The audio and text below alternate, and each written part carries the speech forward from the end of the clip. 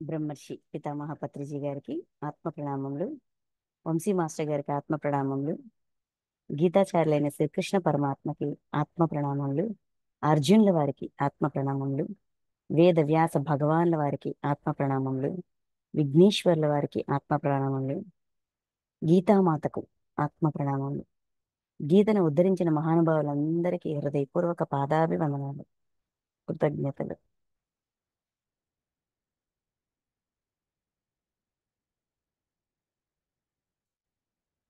Okay masters, మనం ఈరోజు శ్రీమద్ భగవద్గీతలోని 17వ అధ్యాయం 17th చాప్టర్ శ్రద్ధాత్రయ విభాగ యోగం. శ్రద్ధాత్రయ విభాగ యోగం.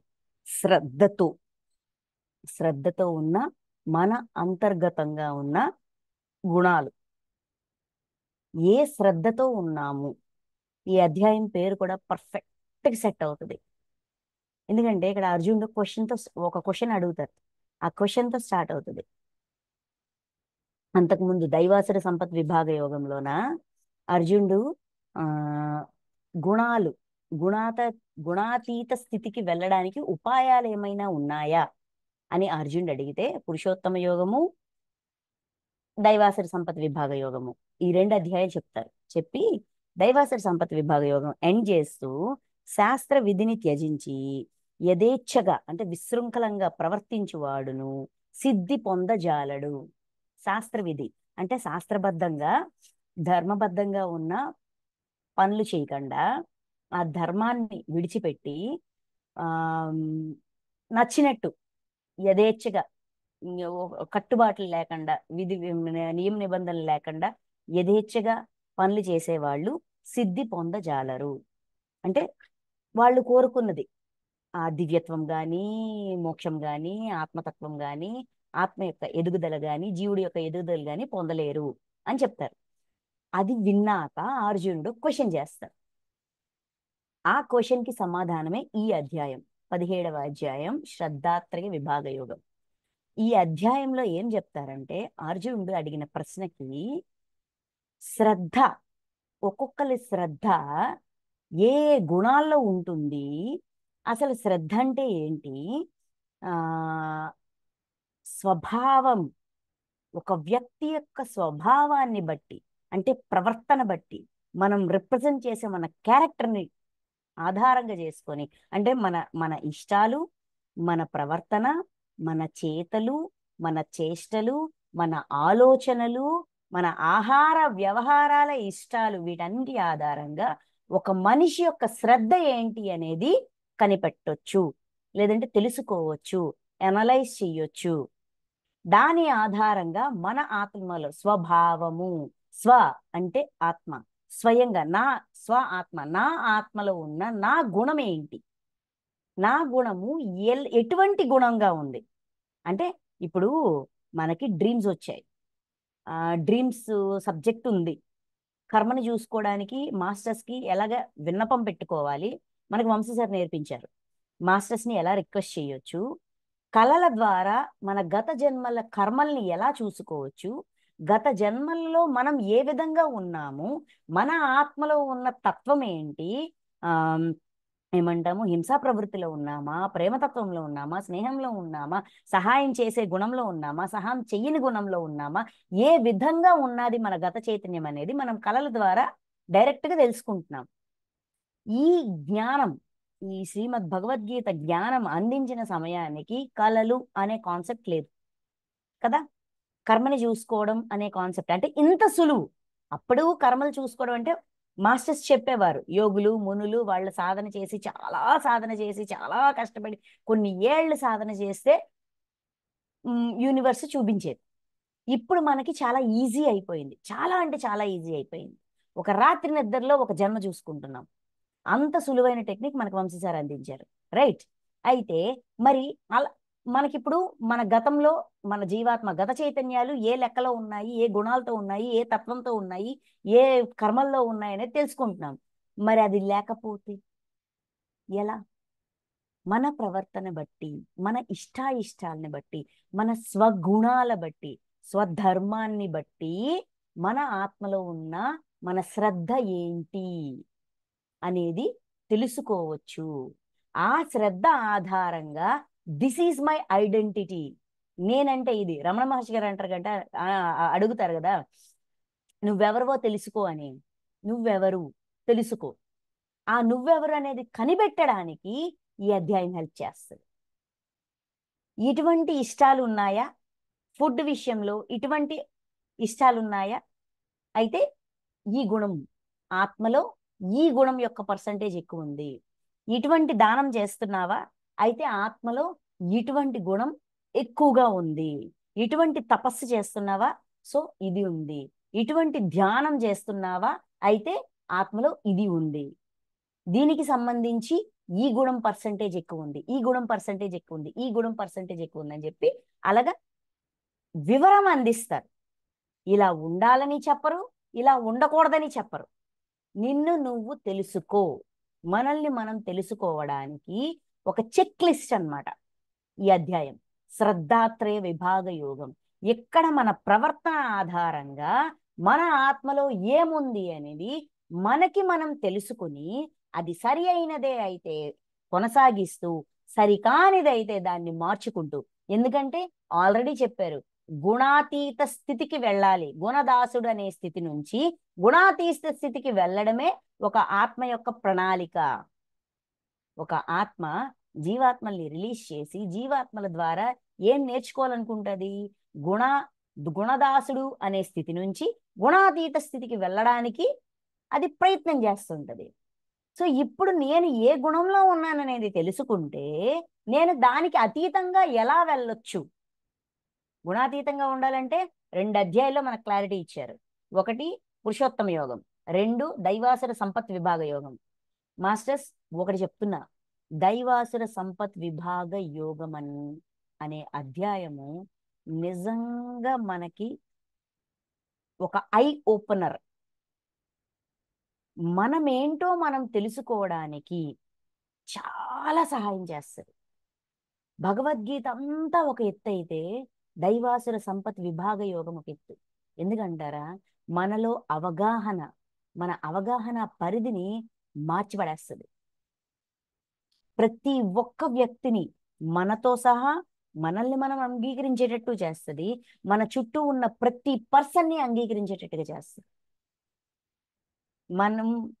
నేను ఇంత ఉత్తమరాల్ని, నేను ఇంత మంచిదాన్ని, ఇంత ధర్మబద్ధమైన దాన్ని అని మనకి మనం పెట్టుకున్న టైటిల్స్, గుర్తింపులు కరెక్టా రాంగా అనేది చెక్ చేయించేస్తుంది.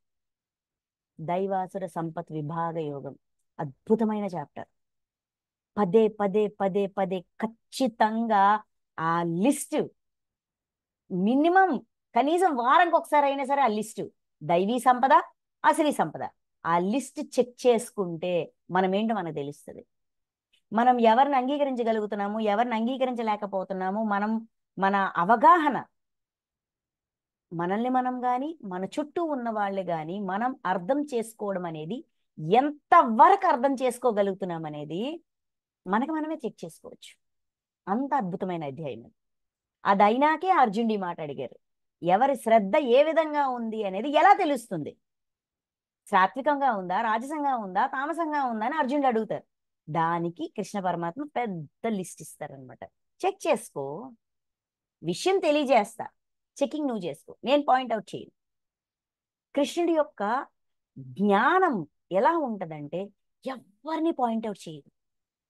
నువ్వు ఇట్టాంటోడివి, నువ్వు అట్టాంటోడివి అనే మాటే రాదు. ఇలాంటి టేస్ట్ ఉంటే ఈ గుణం ఉందని అర్థం, ఇలాంటి ఇష్టాలు ఉంటే ఈ గుణం ఉందని అర్థం, ఇలాంటి ఇష్టాలు ఉంటే నీ ఆత్మలో ఇటువంటి గుణం యొక్క ఈ గుణం యొక్క ప్రభావం ఎక్కువగా ఉందని అర్థం. అది ఎవరికి వాళ్ళు తెలుసుకోవాలి. ఎవరిని ఎవరు పాయింట్అవుట్ చేసే రైట్ ఎవరికీ లేదు. అందుకే పిఎస్ఎస్ఎం మూమెంట్లో కానీ సద్గురూస్ మూమెంట్లో కానీ ఒకటే, no complaint, no judgment. Right లేదు. ఎందుకు రైట్ లేదంటే హూ నోస్, ఎవరికి తెలుసు? గతంలో నేను ఆ గుణంతో లేనని ఎవరు చెప్పగలరు? ప్రూఫ్ ఏమైనా ఉందా? మనకు మనం చెక్ చేసుకుంటే తెలుస్తుంది. పక్కవాడిని ఏ తప్పుతో మనం ఎత్తి చూపిస్తున్నామో, పక్కవాడిలో పలానా తప్పు ఉందని ఏదైతే మనం ఎత్తి చూపిస్తున్నామో అది మనలో లేదని మనం ప్రూవ్ చేసి చూపించగలమా? నాలో లేనప్పుడే నేను పాయింట్అవుట్ చేసే రైట్ నాకు వస్తుంది, నాలో ఉన్నప్పుడు నాకు రైట్ రాదు. నాకు హక్కు లేదు. అందుకే ముందు నన్ను నేను చెక్ చేసుకోవాలా. ఎవరినైనా తప్పు పట్టాలి అంటే ఆ తప్పు నేను చెయ్యలేదు అని నేను చెక్ చేసుకోవాలా. చెకింగ్లోకి వెళ్తే అన్నీ మనం చేసే ఉన్నాం. ఎక్కడో ఏదో జన్మలోన ఏదో చైతన్యంలోన ఏదో ఒక పని మనం చేసే ఉన్నాం, చెయ్యకుండా లేము. అయిపోయా, ఇంకా అక్కడ నోరు మూత పడిపోద్ది. Who are you? I am this. నీవు ఎవరివి? రమణ మహర్షి గారు అడిగిన ప్రశ్నకి మన గతమే మనము. దాన్ని మార్చే ప్రయత్నం చేస్తున్నాం. ఆ మార్చుకోవడానికే శ్రద్ధాత్రయ విభాగ యోగం. ఒక మనిషి యొక్క శ్రద్ధ దేనిలో ఉందో దాన్ని బట్టి ఆత్మలో ఉన్న గుణాన్ని అంచనా వేసి ఆ ఆత్మలో ఉన్న గుణాన్ని మార్చుకోవడానికి దైవం యొక్క సహాయంతో ఈజీగా మార్చుకోవచ్చు అని అందించే అధ్యాయమే శ్రద్ధాత్రయ విభాగ యోగం. ఓకే, అర్జునుడి ప్రశ్న అద్భుతం, దానికి భగవంతుడిచ్చిన సమాధానం అతి అద్భుతం. ఇంకా మనం అధ్యాయంలోకి వెళ్దాం. ఆల్రెడీ పీడిఎఫ్ పెట్టాను, ఒక్కసారి శ్లోకాల కింద ఉన్న తాత్పర్యాన్ని చెక్ చేసుకోండి. ఓకే, స్టార్ట్ చేద్దాం. అర్జున ఉవాచ. అర్జునుడి యొక్క ప్రశ్నతో ఈ అధ్యాయం మొదలవుతుంది. అర్జునుడు పలికెను ఏమంట? ఓ కృష్ణ, శాస్త్ర విధిని త్యజించి, అక్కడ అడుగుతారు కదా, శాస్త్ర విధిని ఫాలో అవ్వకుండా విశృంఖలంగా ఉన్నవాడు సిద్ధిని పొందలేరు అని చెప్తారు కదా. అందుకని ఇక్కడ అర్జునుడు శాస్త్ర విధిని అనుసరించకుండా త్యజించి, విడిచిపెట్టి, శాస్త్ర విధిని విడిచిపెట్టి త్యజించి భక్తి శ్రద్ధలతో యజ్ఞములను గాని దైవ పూజలను గాని కొందరు చేయుచుందురు.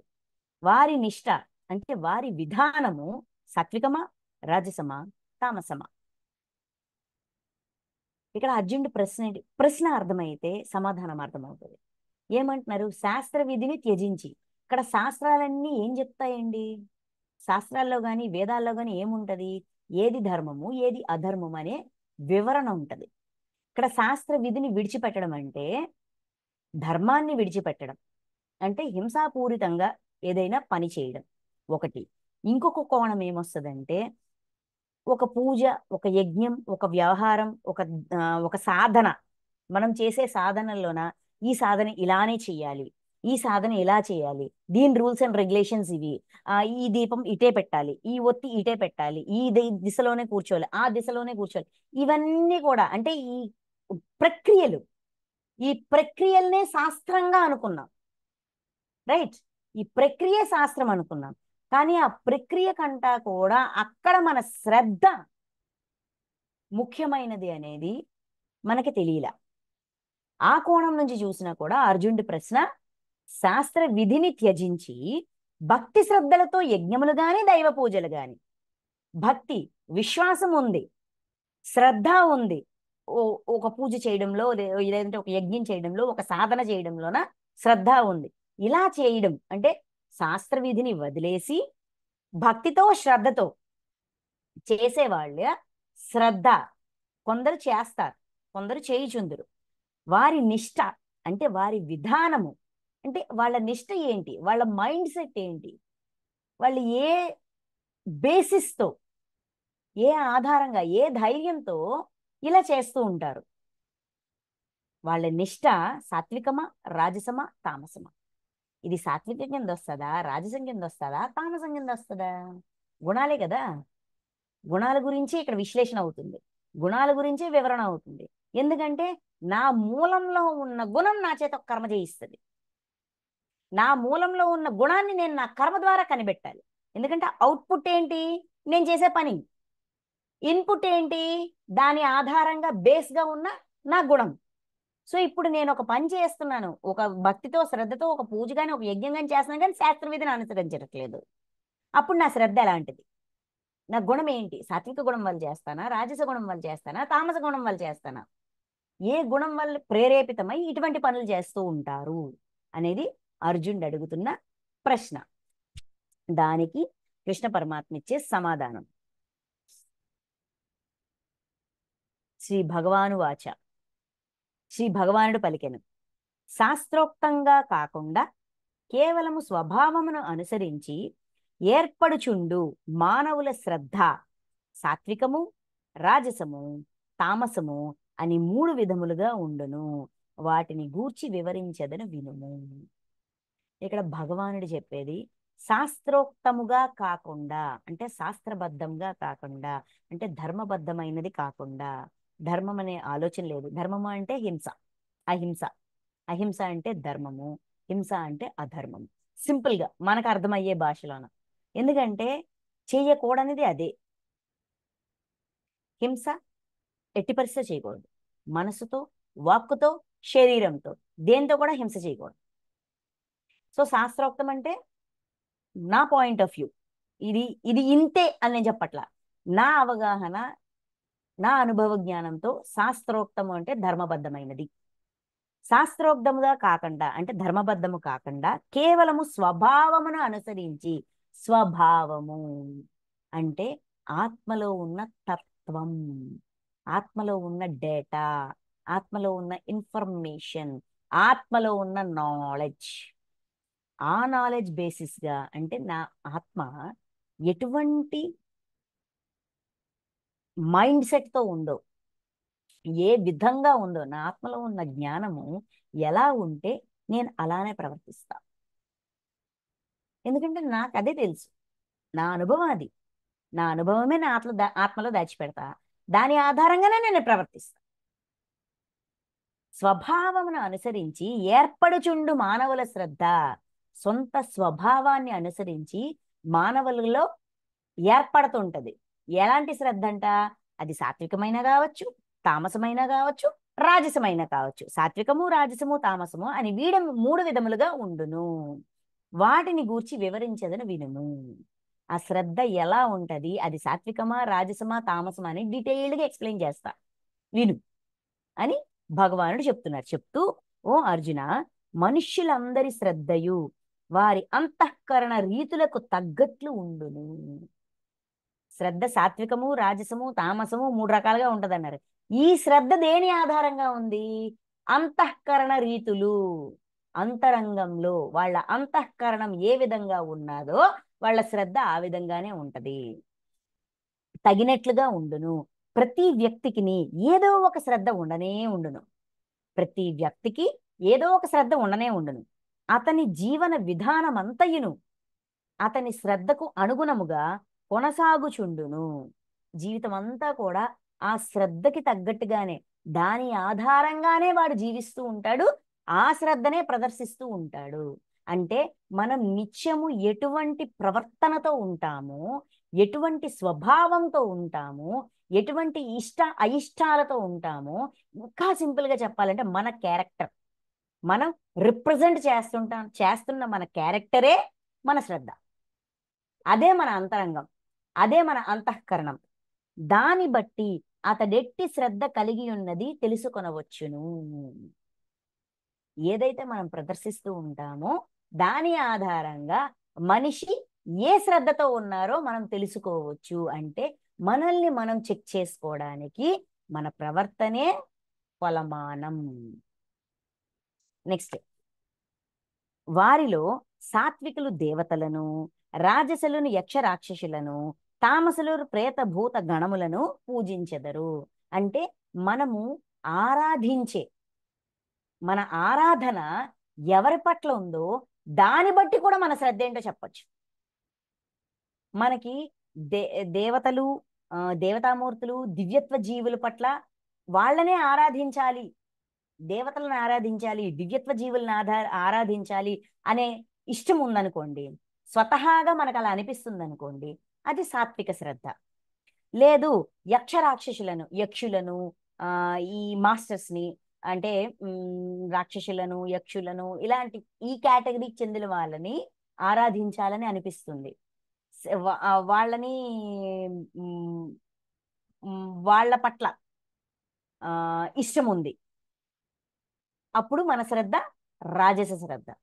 భూత ప్రేత గణములను పూజించడం అంటే ఈ భూతాలు, ప్రేతాలు, ఈ ఆరాధన అంటే వామాచార ఆరాధన అంటారు చూసారా, అలాగా.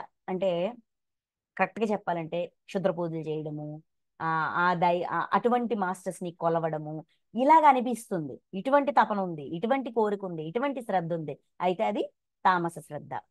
మనం ఎవరిని ఆరాధించడానికి మనం ఇష్టపడుతుంటామో దాన్ని బట్టి కూడా మన ఆత్మలో ఎటువంటి శ్రద్ధ ఉంది అనేది, ఎటువంటి గుణం యొక్క పర్సంటేజ్ ఎక్కువ ఉంది అనేది మనం తెలుసుకోవచ్చు. అదేంటండి ఇలాగ ఎవరైనా చేస్తారా? క్షుద్ర పూజలు చేస్తారా? భూత ప్రేతాలని ఆరాధిస్తారా అంటే ఉంటది. కొన్ని జన్మలు వెనక్కి వెళ్ళి చూస్తే మనం అటువంటి శ్రద్ధతో ఉన్నామని మనకే తెలుస్తుంది. ఈ చరిత్ర లేనోడు ఎవడు లేడు. చెక్ చేసుకుంటే తెలుస్తుంది. నేను ఎవరిని పాయింట్అవుట్ చేయట్లేదు, కానీ చెక్ చేసుకుంటే తెలుస్తుంది. ఇక్కడ సెల్ఫ్ చెకింగ్ కోసం ఇచ్చిన అధ్యాయం ఇది. ఎవరు తప్పుపడట్లేదు. మనల్ని మనం చెక్ చేసుకోవడానికి మనకి అందించబడ్డ ఒక చెక్ లిస్ట్. ఫస్ట్ పాయింట్ ఆరాధన. ఎవరిని ఆరాధించాలనిపిస్తుంది, ఎవరిని పూజించాలనిపిస్తుంది, దాన్ని బట్టి కూడా మన శ్రద్ధ సాత్వికమా, రాజసమా, తామసమా మనం తెలుసుకోవచ్చు. ఫస్ట్ పాయింట్ అయింది. నెక్స్ట్ 5th and 6th ఈ 2 శ్లోకాలు చూద్దాం. ఈ 2 కలిపి ఉన్నాయి.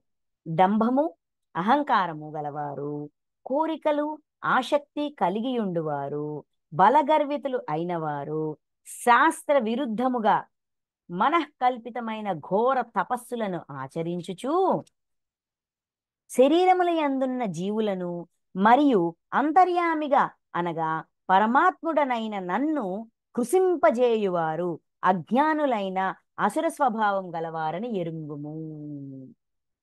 అసుర స్వభావం, మనలో అసుర స్వభావం ఉందా లేదా అనేది ఈ 2 శ్లోకాల్లో ఇచ్చిన పాయింట్స్ బట్టి మనకు అర్థమవుతుంది. ఓకే, ఏమిటి? డంబము అహంకారము. డంబము గొప్పలు చెప్పుకోవడం, అహంకారము నేను నాది అనే ఆ గొప్పతనం. నెక్స్ట్ కోరికలు ఆసక్తి కలిగి ఉండేవారు. కోరిక ఆసక్తి ఏదో పొందాలి చేయాలి అనేది. నెక్స్ట్ బల గర్వితులు. బలం, మనకున్న బలం శక్తి సామర్థ్యాల పట్ల గర్వంతో ఉండడము. శాస్త్ర విరుద్ధముగా మనఃకల్పితమైన ఘోర తపస్సులను ఆచరించు. శాస్త్ర విధంగా అంటే అధర్మబద్ధమైన మనసు ఎటు పరిగెట్టిస్తే అటు పరిగెడుతూ, మనసు ఎలాగ ప్రేరేపిస్తే అలాంటి పని చేయడానికి, అది అధర్మమైనా ఓకే, హింసాపూరితమైనా ఓకే, అటువంటి ఘోరమైన తపస్సులు, ఘోరమైన పనులు చేస్తూ ఆచరిస్తూ శరీరముల యందున్న జీవులను అంటే శరీరాల్లో ఉన్న జీవులు ప్రాణులను మరియు అంతర్యామిగా అనగా పరమాత్ముడనైన నన్ను కృశింపజేయు. పరమాత్మని కృశింపజేసి అంటే సింపుల్ లాజిక్ అండి. పరమాత్మ దృష్టికోణం నుంచి చూస్తే బాధ పడేవాడు తన బిడ్డే, బాధ పెట్టేవాడు తన బిడ్డే. ఓకే, ఇప్పుడు నేనున్నా గత జన్మల్లో చాలా హింసలు చేశా, చాలా ఘోరమైన హింసా ప్రవృత్తితో ఉన్న రకరకాల హింసలు. ఓకే, హింస పెట్టేది నేనే, హింస నేను పెడుతున్నా, ఇంకోటి హింస పడుతున్నాడు, ఇబ్బంది పడుతున్నాడు నా వల్ల. ప్రాణాలు కోల్పోయో, శరీర అవయవాలు కోల్పోయో, అయిన వాళ్ళని కోల్పోయో బాధపడుతున్నాడు. నా దృష్టిలోన నాకు నచ్చినట్టు నేను ప్రవర్తించానబ్బా, నాకు చెయ్యాలనిపించి నేను చేశాను. నేనేమి రిగ్రెట్ ఉండదు నాకు. నేను చేసిన ఏ తప్పుకి నాకు పర్వాలేదు, నో ప్రాబ్లం, చల్తా హై అనుకుంటా. బాధ పడేవాడు భగవంతుడా నన్ను రక్షించవా, నన్ను చూసుకోవా, నన్ను పట్టించుకోవా, చూడు నాకు ఎంత బాధ వచ్చిందో, ఎంత బాధిస్తున్నారని వాడు ఆర్తనాదాలు పెడుతుంటాడు. పరమాత్మ దృష్టికోణం నుంచి చూస్తే వీడు బాధని తీర్చాలి కానీ తీర్చలేరు.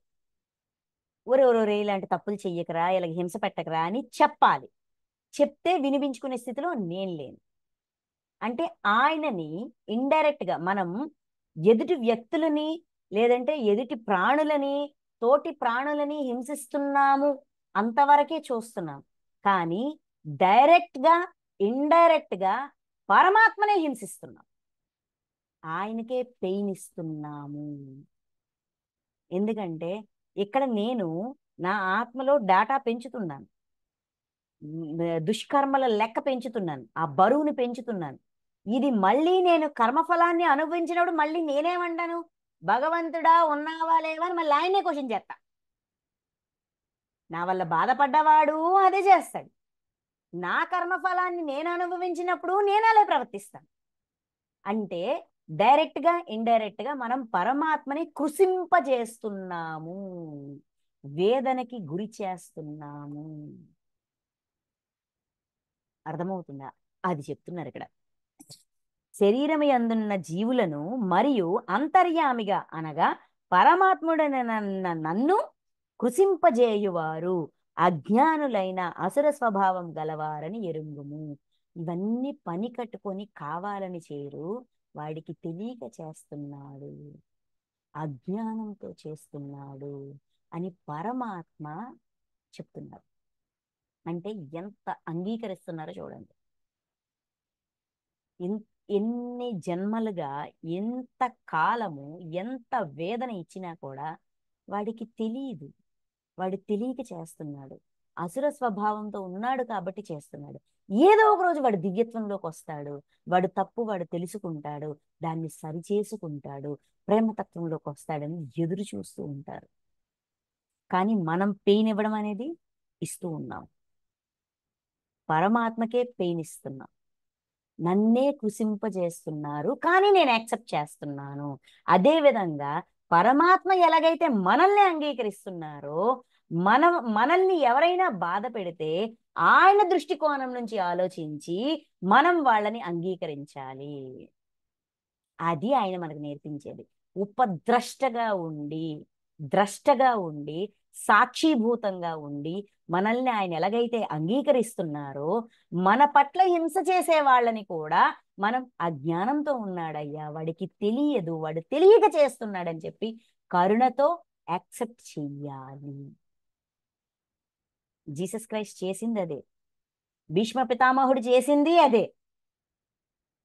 ఇక్కడ అవసరం కాబట్టి చేశారు, తప్పు లేదు అని క్షమించారు. ప్రియమైన మనమల్ని హింస చేసిన కౌరవుల్ని క్షమించారు. ఆ హింసని భరించి భరించి భరించి భరించి ఇంకో ఆప్షన్ లేక ఆయన్ని బాణాల వేసి అలా అటువంటి అవసాన దశలో పెట్టిన వాళ్ళని కూడా క్షమించారు. అందుకే పితామహుడు అనే బిరుదు ఇప్పటికీ ఆయనకి పర్ఫెక్ట్. జీసస్ క్రైస్ట్ అదే చేశారు. తండ్రి వాళ్ళకి తెలియదు, తెలియక చేశారు, క్షమించు. అది పరమాత్మ తత్వం అంటే, అది దివ్యత్వం అంటే. అంగీకారం, యాక్సెప్టెన్స్. ఏమైనా కానీ ఈరోజు నేను ఒక పెయిన్ పొందాను అంటే నేను ఇవ్వకండి, నేను పొందను. అందులో వీడు పాత్రధారి అయ్యాడు అంతే, వాడికి తెలీదు, వాడు చేసేస్తున్నాడు. ఒకప్పుడు నేను ఎలాగైతే తెలియక చేశాను, ఇప్పుడు వీడు ఎలాగైతే తెలియక చేస్తున్నాడు. ఇట్స్ ఓకే, వదిలేయగలగాలి. అది పరమాత్మ తత్వం. ఆ విషయాన్ని 5, 6 ఈ 2 శ్లోకాలు తెలియజేస్తున్నారు. తెలిసి తెలియక నన్నే బాధ పెడుతున్నారు, నన్నే కృషింపజేస్తున్నారు, అయినా కూడా అజ్ఞానంతో అసుర స్వభావం వల్ల చేస్తున్నాడు కాబట్టి వదిలే, పట్టించుకో. అది నేర్పిస్తున్నారు మనకి. నెక్స్ట్ 7వ శ్లోకం. మనుష్యుల స్వభావములను అనుసరించి, స్వభావం స్వయంగా ఉండే మన అంతర్గతంగా ఉండే మన సొంత గుణం, స్వభావం ఆత్మలో ఉన్న గుణం, ఆత్మలో ఉన్న డాటా ఆధారంగా మనుషుల స్వభావములను అనుసరించి వారి ఇష్టములైన ఆహారములు కూడా 3 విధములుగా ఉండును. నచ్చే ఆహారం, అన్ని రకాల ఫుడ్స్ తింటాం, కానీ కొన్ని ఫుడ్స్ అంటే ఇష్టం ఉంటుంది, ఇష్టంగా తింటాం. నీకు నచ్చిన ఫుడ్ ఏంటంటే టక్కన ఏదో ఒకటి గుర్తొస్తుంది. అది స్వీట్ కావచ్చు, హాట్ కావచ్చు, ఇంకోటి కావచ్చు, ఇంకోటి కావచ్చు. వాళ్ళ స్వభావాన్ని అనుసరించి తినే ఆహారం, ఇష్టపడే ఆహారం కూడా 3 రకాలుగా ఉంటది. అట్లే ఆయా మనుష్యులు ఆచరించు యజ్ఞములు, తపస్సులు, దానములు కూడా 3 విధములుగానే ఉండును. వాటిని గురించి వేరుగా విశదపరిచదని వినుము. ఈ వీటన్నిటి గురించి డీటెయిల్గా ఎక్స్ప్లెయిన్ చేస్తా. యజ్ఞాలు, తపస్సులు, దానాలు, ఆహారము, ఈ 4 ఎటువంటి శ్రద్ధతో చేస్తూ ఉంటాము, ఎటువంటి దానం అయితే ఎటువంటి శ్రద్ధ, ఎటువంటి యజ్ఞం అయితే ఎటువంటి శ్రద్ధ, ఎటువంటి తపస్సు అయితే ఎటువంటి శ్రద్ధ, ఎటువంటి ఆహారం ఇష్టమైతే ఎటువంటి శ్రద్ధ, ఇవి డీటెయిల్గా చెప్తారు. ఇదే ఈ అధ్యాయం. ఈ అధ్యాయం తర్వాత అవుట్లైన్ ఇదే. 8వ శ్లోకం. ఆయువు, బుద్ధి, బలము, ఆరోగ్యము, సుఖము, ప్రీతి మున్నగు వానిని అభివృద్ధి పరచునవియు పాలు, చక్కెర మొదలగు రసపదార్థములను, వెన్న, నెయ్యి మొదలగు స్నిగ్ధ పదార్థములను, ఓజస్సును అభివృద్ధి పరచు స్థిర పదార్థములను, సాత్విక స్వభావమును పెంచు హృదయ పదార్థములను సాత్వికులకు ఇష్టమైనవి. సాత్విక శ్రద్ధ ఉన్న వాళ్ళకి ఇవి నచ్చుతాయి. ఏంటంట? ఆయుష్ని పెంచేవి, బుద్ధిని పెంచేవి, బుద్ధిని వికసింపజేసేవి, బుద్ధిని సూక్ష్మాతి సూక్ష్మంగా ఇంకా లోతుగా ఇంకా లోతుగా ఇంకా లోతుగా విచక్షణ చేసి, సిబిఐలో ఏం చేస్తారండి, ఇంకా లోతుగా ఇంకా లోతుగా ప్రశ్నించి ప్రశ్నించి ప్రశ్నించి ప్రశ్నించి ఇంకా లోతుగా ఉన్న అసలు విషయాన్ని బయటికి రాబడతారు. అలాగా బుద్ధిని సూక్ష్మాతి సూక్ష్మంగా చేయడానికి హెల్ప్ చేసే సహకరించే ఫుడ్స్, బలము అంటే శక్తి సామర్థ్యాలు, నెక్స్ట్ అంటే ఒక మంచి పని చేయడానికి వినియోగించే శక్తి సామర్థ్యాలు, ఆరోగ్యము శరీర ఆరోగ్యము, సుఖము సుఖాన్ని, ప్రీతి అంటే ఇష్టము, మున్నగు వానిని అభివృద్ధి పరిచేవి, వీటన్నిటినీ పెంచేవి. పాలు చక్కెర మొదలగు రసపదార్థములు అంటే రసపదార్థం అంటే టేస్టీ ఫుడ్స్ అలా అనుకోవచ్చు. నోరూరించేది అలా కూడా అనుకోవచ్చు. రసపదార్థములు, వెన్న నెయ్యి మొదలగు స్నిగ్ధ పదార్థములు. వెన్న నెయ్యి మనలో ఏమంటాము సమర్థత శక్తిని పుటప్ చేస్తాయి. వాటిని స్నిగ్ధ పదార్థములు అంటారు. అంటే ఎలా అనుకోవచ్చు అంటే మనలో ఒక ఫ్రెండ్లీ నేచర్ని డెవలప్ చేస్తాయి ఈ ఫుడ్స్. స్నేహతత్వాన్ని ఇటువంటివి డెవలప్ చేస్తాయి.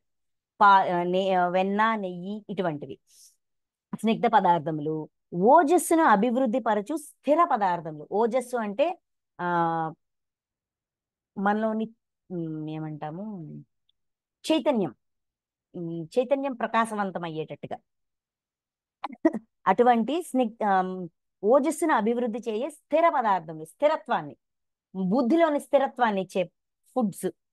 సాత్విక స్వభావమును పెంచి, ఇవన్నీ ఏంటంటే మనలోని సాత్విక స్వభావాన్ని పెంచుతాయి, సాత్వికత్వాన్ని పెంచుతాయి, ఆ పర్సంటేజ్ పెంచే హృదయ పదార్థములు. హృదయ పదార్థములు అంటే కుళ్ళిపోనివి, అపవిత్రం కానివి, అంటే ధర్మబద్ధమైనవి, హింస లేనివి హృదయ పదార్థములు. ఇటువంటివన్నీ కూడా మనలో సాత్విక గుణాన్ని పెంచుతాయి. అంటే మనలో సాత్విక శ్రద్ధ ఉంటే, మన ఆత్మలో సాత్వికత పర్సంటేజ్ ఎక్కువ ఉంటే మనం ఇటువంటి ఆహారాల మీద మనకి ఇష్టం ఉంటుంది. స్వతహాగా మన దృష్టి వాటి మీదకి వెళ్తుంది. నచ్చింది ఏందయ్యా అంటే ఇది అని చెప్పగలం ఈజీగా. వాటిని సాత్విక ఆహారము, సాత్విక పదార్థం, సాత్వికతను పెంచే పదార్థముల పట్ల ఇష్టం ఉంది అంటే సాత్విక బుద్ధి అని చెప్పొచ్చు. సాత్విక శ్రద్ధ మన ఆత్మలో ఉంది అని చెప్పొచ్చు. ఓకే, నెక్స్ట్ చేదు పులుపు ఉప్పు కారము రుచులకు సంబంధించినవి, మిక్కిలి వేడి వస్తువులు, మాడిన పదార్థములు, దాహము కలిగించేవి, అట్లే దుఃఖము చింత రోగములను ఉత్పన్నము చేయు ఆహార పదార్థములు రాజస స్వభావము గల వారికి ఇష్టములగును. అంటే ఇక్కడ చేదు పులుపు ఉప్పు కారం అంటే మిగతా రుచులు. ఇక్కడ ఏమి తీపి, సాత్వికంలో తీపి ఇచ్చారు. మిగతా రుచులన్నీ షడ్రుచుల్లో మిగతా 6 రుచులు 5 రుచులు సంథింగ్ ఇవన్నీ కూడా రాజస శ్రద్ధ. అయితే ఇక్కడ కారము ఉప్పు తినకూడదా అండి, ఆ మాత్రం తిన్నా కూడా రాజస బుద్ధా అండి అంటే, టేస్ట్ ని బ్యాలెన్స్ చేయడానికి మనం తీసుకునే ఫుడ్ ఒక బ్యాలెన్స్ ఉంటుంది. కానీ అది తప్ప విపరీతంగా ఇంకా ఒక లిమిట్ దాటి, ఒక పరిధి దాటి అది తప్ప ఇంకేదీ నచ్చదు, అది అలానే ఉండాలి, వేడికి కాలుతున్న పెనంలోంచి నోట్లోకి వెళ్ళాలి, అలాగా ఒక శృతికి మించి ఉంటే రాజస శ్రద్ధ అని అనుకోవచ్చు. పూర్తిగా ఏ రుచి తినకూడదని అనట్లేదు, బట్ విపరీతమైన ఇష్టం, అదంటే విపరీతమైన ఇష్టం అబ్బా, అప్పుడు అది రాజస శ్రద్ధ. ఓకే, అలాగని తీపి తినరని కాదు, తినకూడదని కాదు, తింటారు బట్ ఇష్టం. ఇక్కడ డిఫరెన్స్ ఏంటి అంటే శ్రద్ధ దేని మీద ఉంది, ఇష్టం దేని మీద ఉంది. ఇష్టంగా తినేది ఏంటి, ఇష్టపడే రుచి ఏంటి, సహజంగా తీసుకునే అంటే అన్నిటితో పాటు కామన్ గా తీసుకునే రుచి ఏంటి, ఆ డిఫరెన్సియేషన్ చెప్తున్నారు. ఎవరికి వాళ్ళు చెక్ చేసుకోవాలి, ఇక్కడ పక్కవాడు చెక్ చేయడు, ముందు చెప్తున్నా. చేదు పులుపు ఉప్పు కారం రుచులకు సంబంధించినవి, మిక్కిలి వేడి వస్తువులు, మాడిన పదార్థములు, మాడిపోయిన వస్తువులు, దాహము కలిగించేవి, దాహాన్ని పెంచేవి, అండ్ అట్లే దుఃఖము చింత రోగములను ఉత్పన్నము చేయు ఆహార పదార్థములు, మనలోని దుఃఖాన్ని, రోగాన్ని, చింతని, ఆలోచన, అంటే మనం తీసుకునే ఆహారంలో కూడా మనలో అనారోగ్యాన్ని పెంచే సమర్థత ఉంటుంది. అటువంటి ఫుడ్స్ ఇవి రాజస స్వభావం గలవారికి ఇష్టములగును, నచ్చుతాయి. ఇవి నచ్చుతున్నాయంటే మన ఆత్మలో ఉన్న శ్రద్ధ రాజస శ్రద్ధ. చెకింగ్. నెక్స్ట్, అలానే ఉండిపోవాలనేం అనలేదు. ఇది ఉందా, ఇది ఉంది అని అర్థం. ఇది ఇది నచ్చుతుంటే ఇది ఉందని అర్థం. నెక్స్ట్, అర్ధపక్వములైన పదార్థములు అంటే సరిగా ఉడకనివి, పండనివి, రసహీనములు, దుర్గంధయుక్తములు, చెడు వాసన గలవి, పాసిపోయిన పదార్థములు, ఎంగిలి వస్తువులు, అపవిత్ర పదార్థములు మొదలగునవి తామస స్వభావం గల వారికి ఇష్టమైనవి. తామస స్వభావం ఉన్న వాళ్ళకి ఇవి నచ్చుతాయి. ఇక్కడ పాసిపోయిన పదార్థాలు, దుర్గంధమైనవి, బ్యాడ్ స్మెల్ వచ్చేవి. బ్యాడ్ స్మెల్ వచ్చేవి ఎవరైనా తింటారా? తింటారు. మాంసం. మాంసం ఏమైనా మంచి స్మెల్ వస్తుందా? పచ్చి మాంసం స్మెల్ చూడండి. దుర్గంధము ఇష్టము, ఏంటిది, రసహీనము, రుచి ఏమి ఉండదు. మాంసం రుచి ఏమి ఉండదు. అందుకే దానికి మసాలాలు అయ్యి ఇవి అన్ని యాడ్ చేసి దానికి రుచి రప్పిస్తాం. ఫేస్కి మేకప్ వేసినట్టు దానికి మేకప్ వేస్తాం, వేసి రుచిని రప్పిస్తాం. అవునా కదా? మ్యాక్సిమం తామస శ్రద్ధ నాన్ వెజిటేరియన్. ఆ పాయింట్స్ అన్ని ఇక్కడ సింక్ అవుతాయి. చెడు చెడు వాసన గలవి, పాసిపోయినవి. అది పాసిపోయిందే కదా, అది చచ్చిపోయింది. క్షణానికి అందులో బ్యాక్టీరియా యాక్టివిటీ పెరిగిపోతూ ఉంటుంది. పాసిపోయిన పదార్థం. ఎంగిలి వస్తువులు, అపవిత్ర పదార్థములు, పవిత్రమైనవి కావు. అంటే మనలోన ఉన్న పవిత్రతని, మనలో ఉన్న దివ్యత్వాన్ని నాశనం చేసేవి. హింసాపూరితమైనవి. ఇంకా సింపుల్గా ఒక్క పదంలో చెప్పాలంటే హింసాపూరితమైన పదార్థములు. ఇవి తామస స్వభావం గలవారికి ఇష్టమైనవి, నచ్చుతాయి. మనం ఈ శ్రద్ధతో, నాకు తెలిసి నేను ఈ శ్రద్ధతోనే పుట్టా. తామస శ్రద్ధ, ఆహారంలో తామసం అంటే ఈ ఈ పాచిపోయిన, ఈ దుర్గంధపు ఇష్టమైన ఈ ఫుడ్సే ఇష్టం. జన్మ తీసుకున్నప్పటికీ ఇష్టం, ధ్యానంలోకి వచ్చేంత వరకు ఇష్టం. ధ్యానంలోకి వచ్చిన తర్వాత ఇది హింసాపూరితమైనది, ఒక ప్రాణి యొక్క ప్రాణం తీయడానికి ఎవరికి ఏ రైటు లేదు, చచ్చిపోయిన దాన్ని తింటున్నారు అని చెప్పాక శ్రద్ధని మార్చా. ఇంకొద్దు చాలు, ఇంతవరకు తిన్నది చాలు, నీ ఇష్టమే కాదనట్లా, నా ఇష్టం నేను మార్చుకుంటా. అలా మార్చుకున్నాను. ఆ శ్రద్ధని తెలుసుకొని తామస శ్రద్ధ నుంచి సాత్వికమో రాజసమో, తామసం అయితే కాదబ్బా, ఇప్పుడు ఈ రెండిట్లో ఏదో ఒక శ్రద్ధకు వచ్చా, షిఫ్ట్ అయ్యా. ఇప్పుడు ఎందుకు ఇవన్నీ చెప్తున్నారు? ఇలా ఉన్నారా తెలుసుకోండి, మిమ్మల్ని మీరు చెక్ చేసుకోండి, తెలుసుకోండి. కావాలంటే కంటిన్యూ చేయండి, లేదంటే మార్చుకోండి. అందుకు ఇచ్చారు. నెక్స్ట్, శాస్త్రోక్తమైనదియు ఈ యజ్ఞము నాకు కర్తవ్యము అని మనస్సున దృఢముగా నిశ్చయించుకొనబడినదియు, ప్రతిఫలాపేక్ష లేకుండా చేయబడినదియు అయిన యజ్ఞము సాత్విక యజ్ఞము అనబడును. ఇప్పుడు యజ్ఞాల గురించి, ఆహారాల గురించి చెప్పారు కదా. ఇప్పుడు 11, 12, 13 ఈ 3 శ్లోకాల్లో యజ్ఞాలు. సాత్విక యజ్ఞము, రాజస యజ్ఞము, తామస యజ్ఞం. ఇక్కడ యజ్ఞము అంటే ఆ రోజుల్లో, ఈ ఈ జ్ఞానం అందించిన రోజుల్లో కట్టెపుల్లలు వేసి ఇలాగా పురోహితుల్ని పిలిచి వేద మంత్రాలు చెప్పే వాళ్ళని పిలిపించి చేసే యజ్ఞాల్ని యజ్ఞాలు. ఇప్పుడు యజ్ఞాలు అంటే సాధన, మనం చేసే సాధనలు. ఎందుకంటే అంతకుముందు అధ్యాయంలోన ఇవన్నీ యజ్ఞాలే, యజ్ఞాలన్నీ గొప్పవే అని ఒక అధ్యాయంలో కర్మయోగం కానీ జ్ఞానకర్మ సన్యాస యోగంలో కానీ చెప్తారు. ఒక దగ్గర దగ్గర ఒక 27 యజ్ఞాలు లిస్ట్ ఇస్తారు. లిస్ట్ ఇచ్చి ఈ యజ్ఞాలన్నీ గొప్పవే అని చెప్తారు. యోగా గురించి, ప్రాణాయామం గురించి, తర్వాత ఏంటిది మనోరూప యజ్ఞం గురించి, ఇంద్రియ సంయమ యజ్ఞం గురించి, ఇలాగ అన్ని యజ్ఞాలనే అంటారు. రైట్. సో ఇప్పుడు ఆ యజ్ఞాన్ని ఇక్కడ మనం అనుకుందాం. అంటే చేసే సాధనా విధానాలు. మంది శ్వాస మీద ధ్యాస అనే ధ్యానము, కొంతమంది యోగా చేస్తారు, కొంతమంది ఈ కుంభక రేచిక ఈ ప్రక్రియలు చేస్తారు, కొంతమంది ఓంకారాన్ని ఉచ్చరిస్తూ ధ్యానం చేస్తారు. ఇలాగ ప్రతి సాధన కూడా గొప్పదే. ఒకటి తక్కువ ఒకటి ఎక్కువ అని భగవంతుడు చెప్పలా. సో ప్రతి యజ్ఞము గొప్పదే. అయితే ఈ యజ్ఞాలు చేసేటప్పుడు మన భావనని బట్టి మనం చేసే యజ్ఞము సాత్విక యజ్ఞమా, రాజస యజ్ఞమా, తామస యజ్ఞమా మనం చెక్ చేసుకోవాలి. యజ్ఞం చేయడం చేస్తున్నాం. అంటే సాధన, ఏదో ఒక సాధనలో ఉన్నాం, లేమని కాదు. సాధన వెనక మన ఉద్దేశం, మన భావన ఏంటో దాన్ని బట్టి మనం ఏ యజ్ఞం, ఇటువంటి సాధన, మన సాధన ఎటువంటిది, ఎటువంటి గుణముతో కూడి ఉన్నది చెప్తున్నారు. చూడండి, శాస్త్రోక్తమైనది, ధర్మబద్ధమైనది. First point. ఈ యజ్ఞము నాకు కర్తవ్యము అని మనసున దృఢంగా నిశ్చయించుకొనబడినది. ఈ యజ్ఞము నాకు కర్తవ్యము, నేను ఈ సాధన చెయ్యాలి, ఇది నా కర్తవ్యము, నా ఆత్మ యొక్క ఎదుగుదల కోసం, నా ఎదుగుదల కోసం, నా ఆధ్యాత్మిక ఎదుగుదల కోసం, నా స్పిరిచువాలిటీ, నన్ను నేను తెలుసుకోవడానికి, నన్ను నేను ఉద్ధరించుకోవడానికి నేను ఈ సాధన చేసి తీరాలి అని మనసులో దృఢంగా నిశ్చయించుకున్నది. ప్రతిఫలాపేక్ష ప్రతిఫలాపేక్ష లేకుండా చేయబడినది. ప్రతిఫలాన్ని ఆశించకుండా, ఈరోజు నేను ఈ ధ్యానం చేస్తున్నాను, నాకు ఈ సిద్ధి రావాలి, నాకు అది రావాలా, నాకు ఇది రావాలా, నేను అదైపోవాలా, ఇదైపోవాలా అనే ఫలితాన్ని ఆశించకుండా చేసే ఆయన యజ్ఞము సాత్విక యజ్ఞం. ఈ క్వాలిటీస్ మన సాధనలో ఈ 3 క్వాలిటీస్ ఉన్నాయా? మనది సాత్విక సాధన, రైట్. నెక్స్ట్, కానీ ఓ అర్జున, సరి అయిన నిష్ట లేకుండా ఆడంబరము కొరకు ఆచరించబడినదియు ప్రతిఫలాపేక్షతో చేయబడినదియు అగు యజ్ఞము రాజస యజ్ఞమని ఎరుంగుము. సరి అయిన నిష్ట లేదు, ఎందుకు చేస్తున్నాం తెలియదు, ఎవడ చెప్పాడు చేసేస్తున్నాం.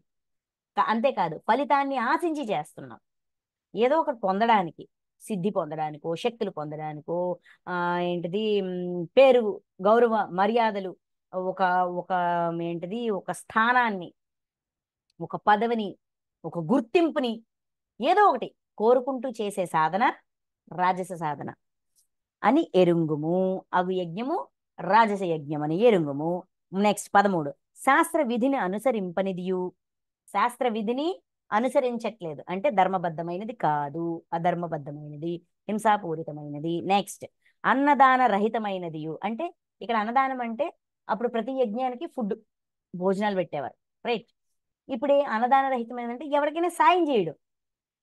ఏదో రోడ్డు మీద వెళ్తున్నాం, ఎవడో ఏదో అడిగాడు, నేనెందుకు ఇవ్వాలి, ఆ టూట్ బాష్ బూష్ అంటాం కదా, అలాగా ఎవరికి ఈ తినడానికి కానీ చేయడానికి కానీ ఏమి ఇవ్వక ప్రతిదానికి లెక్కలు వేసుకుంటూ ఇలా, ఈ టైప్ ఆఫ్ మైండ్ సెట్. అన్నదాన రహితమైనదియు మంత్రహీనమైనదియు. అంటే అందులోన ఎటువంటి విధి విధానాలు లేవు, దక్షిణలు లేదు, ఎవరికి ఏమి ఇవ్వక. శ్రద్ధారహితమైనదియు, శ్రద్ధ లేనిది అగు యజ్ఞము తామస యజ్ఞం. ఇటువంటి క్వాలిటీస్ ఉన్న సాధనలో ఉన్నామా, అయితే ఇది తామస యజ్ఞము, తామస సాధన అని లెక్కేసుకోవాలి, చెక్ చేసుకోవాలి. అంటే మన అంతరంగంలో ఉన్న గుణము తామసంలో ఉంది, ఎక్కువ పర్సంటేజ్ తామసంలో ఉంది అని అని ఫిక్స్ అవ్వచ్చు. నెక్స్ట్, యజ్ఞాల గురించి అయింది. ఇప్పుడు తపస్సుల గురించి. ఇక్కడ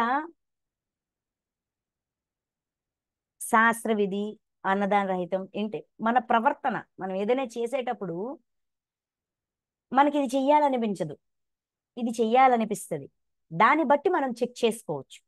అందుకు మనకి ఇది అందించారు, రైట్. అంతే తప్ప ఎవరిని తప్పు పట్టట్లేదు, మళ్ళీ మళ్ళీ చెప్తున్నా, ఎవరిని తప్పు పట్టట్లేదు. 14వ శ్లోకం నుంచి 19వ శ్లోకం వరకు తపస్సుల గురించి చెప్తారు. తపస్సులు ముందు ఎలాంటి తపస్సులు ఉన్నాయో చెప్తారు 3 శ్లోకాల్లో. తర్వాత ఈ తపస్సులు సాత్విక తపస్సుల, రాజస తపస్సుల, తామస తపస్సుల అని క్లారిటీ ఇస్తారు. తపస్సు అంటే ఏంటి? తపన, తపింపజేసేది, ఒక తపనతో మనం చేసేది. ఇప్పుడు మనము ఏది ఏమైనా సరే ఏదో తెలుసుకోవాలి, ఏదో నేర్చుకోవాలి అని చెప్పి ఒక గ్రూప్లో జాయిన్ అవుతాము, ధ్యానం చేస్తాము, తర్వాత క్లాసెస్ వింటాము, ఆడియోలు వింటుంటాము, వీడియోలు వింటుంటాము. ఇలాగ ఏదో ఒక తపన, ఏదో నేర్చుకోవాలి, ఏదో అవ్వాలి, ఒక జ్ఞానవంతులం అవ్వాలి, లేదంటే ఇప్పుడున్న స్థితి కంటే ఉన్నతమైన స్థితికి వెళ్ళాలి, కనీసం ఒక అడుగు ముందుకు వెళ్ళాలి, ఇలాగా ఒక తపన ఉంటది. ఆ తపనతో మనం చేసే పని తపస్సు. ఓకే, తపనతో చేసేది తపస్సు. అది ధ్యానం కావచ్చు, లెర్నింగ్ కావచ్చు, క్లాసెస్ కావచ్చు, వంట కావచ్చు, ఏదైనా కావచ్చు, ఒక తపనతో చేసేది తపస్సు. అయితే తపస్సుల్లో కూడా 3 రకాల తపస్సులు చెప్పారు. మానసిక తపస్సు, వాక్కుతో తపస్సు, శరీరంతో, కాయంతో తపస్సు. 3 రకాల తపస్సుల గురించి ముందు ఎక్స్ప్లెయిన్ చేస్తారు. తర్వాత ఈ 3 రకాల తపస్సులు ఏ ఉద్దేశంతో చేస్తున్నాము, దాన్ని బట్టి ఆ తపస్సులు సాత్వికమా రాజసమా తామసమా చెప్తారు. రైట్. 14th, దేవతలను బ్రాహ్మణులను గురుజనులను జ్ఞానులను సేవించుట. దేవతలను బ్రాహ్మణులను గురుజనులను జ్ఞానులను సేవించుట. పవిత్రత అంటే శౌచము, నిరాడంబరత్వము, బ్రహ్మచర్యము, అహింస అనునవి శారీరక తపస్సులు. ఇవన్నీ శరీరంతో చేసే తపస్సులు. ఏంటంట, మనకంట పెద్దవాళ్ళని, మనం సీనియర్స్ గా భావించే వాళ్ళని దేవతలు, బ్రాహ్మణులు, గురువులు, జ్ఞానులు వీళ్ళందరినీ సేవించడం. వీళ్ళందరికీ సేవ చేసే అవకాశం వచ్చినప్పుడు ఆ అవకాశాన్ని వినియోగించుకొని వాళ్ళకి సేవ చేయగలగడం, వాళ్ళ కోసం వర్క్ చేయగలం. అంటే మన శరీర యొక్క సమర్థతతో, మన శక్తి సామర్థ్యాలతో సేవ చెయ్యగలగడము. పవిత్రత అంటే ఈ శరీరాన్ని పవిత్రంగా ఉంచుకోవడం, అంటే నీట్గా, శౌచము అన్నారు ఇక్కడ. శౌచం అంటే నీట్గా క్లీన్గా ఉంచుకోవడము. నిరాడంబరత్వము, ఆడంబరాలకు పోకుండా నిరాడంబరంగా ఎంతలో అంత ఉండగలగడము, ఉంచుకోగలగడము. బ్రహ్మచర్యము, ఇక్కడ బ్రహ్మచర్యం అంటే అందరు అనుకునేది కాదు.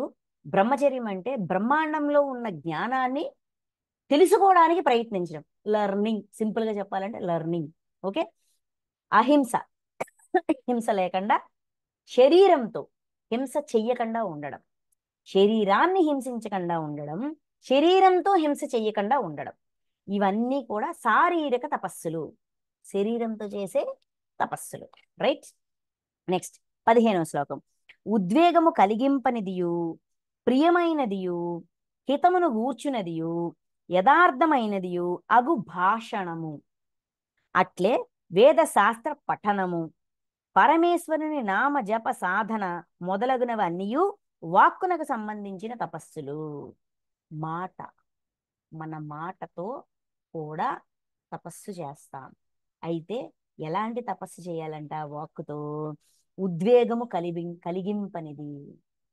మన మాట తీరు ఎదుటి వాళ్ళు ఉద్వేగాన్ని అంటే రెచ్చగొట్టే విధంగా మాట్లాడకూడదు. వాళ్ళ ఎమోషన్స్ ఇంబ్యాలెన్స్ అయ్యే విధంగా, వాళ్ళ భావోద్వేగాలు అసమతుల్యంగా అయ్యేటట్టుగా, అంటే మనోభావాలు దెబ్బతినకుండా మాట్లాడాలి. మనోభావాల్ని దెబ్బతీసే విధంగా మాట్లాడకూడదు. ఉద్వేగము కలిగింపనిదియు, ప్రియమైనది, ప్రియంగా ఉండాలి. అధరం మధురం వచనం మధురం, మధురంగా ఉండాలి వాక్కు. హితమును గూర్చినది, శ్రేయస్సు, మనకి గాని ఎదుటి వాళ్ళకి గాని వాళ్ళ హితం, వాళ్ళకి శ్రేయస్సు, వాళ్ళకి మంచి చేకూర్చేది. యథార్థమైనది, అది యథార్థంగా ఉండాలి. అంటే నిజమా అవసరమా ఉపయోగం అనే ఫిల్టర్లు దాటి వచ్చిన మాట యథార్థమైనది. యథార్థం అంటే నిజం కాదండోయ్. నిజం వేరు, యథార్థం వేరు.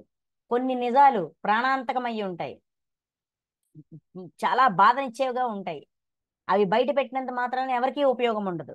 కాబట్టి నిజమా అవసరమా ఉపయోగమా, ఈ 3 ఫిల్టర్లు దాటిన మాట యథార్థమైన మాట, యథార్థ భాషణము.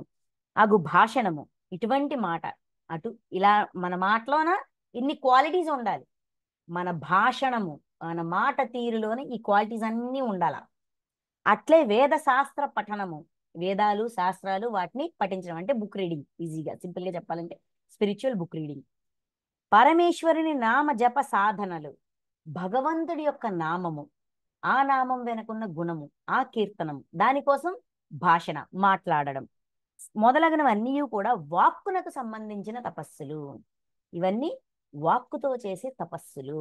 నెక్స్ట్ 16, మనఃప్రసన్నత, శాంత స్వభావము, భగవత్ చింతన, మనో నిగ్రహము, అంతఃకరణ శుద్ధి మొదలగునవన్నీ మానసిక తపస్సులు. మనసుతో చేసే తపస్సండు. అంటే మన మనస్సు కూడా మనం ఏ విధంగా ఉంచుకోవాలి? మనఃప్రసన్నత, మనసులో ప్రశాంతత ఉండాలి. శాంత స్వభావం, శాంతంగా ఉండాలి. భగవత్ చింతన, దైవం మీద విశ్వాసంతో ఉండాలి. మనసులో దైవం పట్ల విశ్వాసం ఉండాలి. మనో నిగ్రహము అంటే ఆ సమతుల్యత, ఎమోషనల్ బ్యాలెన్స్. మానసికంగా ఎమోషన్ బ్యాలెన్స్. మనో నిగ్రహము, మనసుని నిగ్రహించుకోగలగడం. మనసులోనూ కూడా కోరికలు కలుగుతాయి. అటు వెళ్దాం, ఇటు వెళ్దాం, అది కావాలి, ఇది కావాలి అంటది. ఓకే బాబా, ఓకే ఓకే, ఇద్దాం ఇద్దాం ఇద్దాం, మనకు అవసరమైతే మనం పొందుదాం, ఏం పర్వాలే, మనకు సమర్థత ఉంది, తెలుసుకోవచ్చు, అని చేసుకోవచ్చు, బట్ అవసరమా కాదా ఒక్కసారి చెక్ చేసుకుందాం అని మనసుని నిగ్రహించుకోగలగడం. అంతఃకరణ శుద్ధి, అంతరంగంలో సద్గుణాలు మాత్రమే ఉండేటట్టుగా చూసుకోవడం. మొదలగునవన్నీ కూడా మానసిక తపస్సులు, మనస్సుతో చేసే మన మనసులో ఈ క్వాలిటీస్ అన్నీ ఉండాలి. అది మానసిక తపస్సు. మనసిక తపస్సు అయిందా? శారీరక తపస్సు, వాక్కుతో చేసే తపస్సు, మానసిక తపస్సులు, 3 రకాల తపస్సులు. ఓకే, ఈ 3 రకాల తపస్సులు ఏ ఉద్దేశంతో చేస్తున్నాము దాన్ని బట్టి అది సాత్విక తపస్సా, రాజస తపస్సా, తామస తపస్సా. 17వ శ్లోకం. పూర్వోక్తములైన అంటే ఇంతకు ముందు చెప్పినవి, పూర్వోక్తములైన అంటే ఇంతకు ముందు చెప్పినవి ఏంటి? శారీరక, వాచిక, మానసిక తపస్సులను ఫలాకాంక్ష లేని యోగులు ఈ తపస్సుల పట్ల, అంటే ఈ సాధనలు చేస్తూ ఉన్నారు, ఈ ఆలోచనలోన ఈ ఈ యాక్- ఆ, ఈ ఈ ఏమంటాము, ఈ ప్రాక్టీస్ లో ఉన్నారు. బట్ దేనికోసము? ఫలితాన్ని ఆశించకుండా ఫలాకాంక్ష లేని యోగులు మిక్కిలి శ్రద్ధతో ఆచరించినప్పుడు, శ్రద్ధతో ఫలితాన్ని ఆశించకుండా ఆచరించినప్పుడు వాటిని సాత్విక తపస్సులు అని అందురు. ఏదో పొందుతాము, ఏదో అయిపోతాము, ఏదో ఎక్కడికో చేరిపోతాము, ఏదో అయిపోతాది, ఇది కావాలి అది కావాలి అనే ఆలోచన లేకుండా శ్రద్ధతో, అంటే ఇష్టంగా, నా కోసం నేను చేస్తున్నానబ్బా, నా నోరు నా కోసం నేను కంట్రోల్ పెట్టుకుంటున్నాను, నాకు దైవాన్ని పూజించడం ఇష్టం, నేను పూజిస్తున్నా, నా గురువు పట్ల నా గురువుని గౌరవించడం నాకు ఇష్టం, నేను చేస్తున్నా, నా మనసులో నిర్మలత్వాన్ని శాంతిని ఉంచుకోవడం నాకు ఇష్టం, నాకు కావాలి, పక్కవాడు మెచ్చుకుంటాడా కాదా అని కాదు, నాకు కావాలి అనే శ్రద్ధతో ఉండగలగడం, దానికోసం సాధన చేయడం, ఇది సాత్విక తపస్సు. నెక్స్ట్ 18. ఇతరుల నుండి సత్కారములను, గౌరవములను, పూజలను అందుకొనుటకును, అట్లే తదితర స్వార్థ ప్రయోజనముల కొరకును, స్వాభావికముగా గాని కల్పితముగా గాని చేయబడినవియు, అనిశ్చిత ఫలములను గాని క్షణిక ఫలములను గాని ఇచ్చినవియు అయిన తపస్సులు రాజస తపస్సులని అందరూ.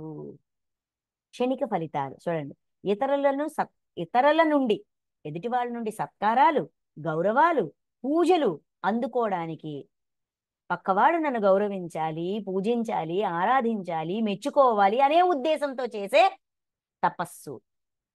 అట్లే తదితర స్వార్థ ప్రయోజనముల కొరకును, ఏదో ఒక స్వార్థం కోసం, స్వాభావికంగా గాని కల్పితంగా గాని, స్వతహాగా చేసిన, లేదంటే పని కట్టుకొని తెచ్చుకుని, అటువంటి ఫీల్ తెచ్చుకుని మరి చేసిన, ఏంటి మానసిక తపస్సు, సాత్విక ఏంటిది, వాక్కు తపస్సు, శారీరక తపస్సు, ఈ 3 స్వాభావికంగా గాని, స్వతహాగా గాని, కల్పితంగా గాని పని కట్టుకొని, అంటే వాడు చేస్తున్నాడు అబ్బా మనం చేయకపోతే ఎలాగొద్ది, చేసేద్దాం, ఆడెందుకు చేస్తున్నాడు, నేనెందుకు చెయ్యాలి, నాకు అవసరం ఏంటి, నేను ఎవరి కోసం చేస్తున్నాను, ఇష్టంగా చేస్తున్నానా, కష్టంగా చేస్తున్నానా, ఏ లెక్క జమ ఏమీ లేకుండా అది చేస్తున్నాడు, నేను చేసేయాల.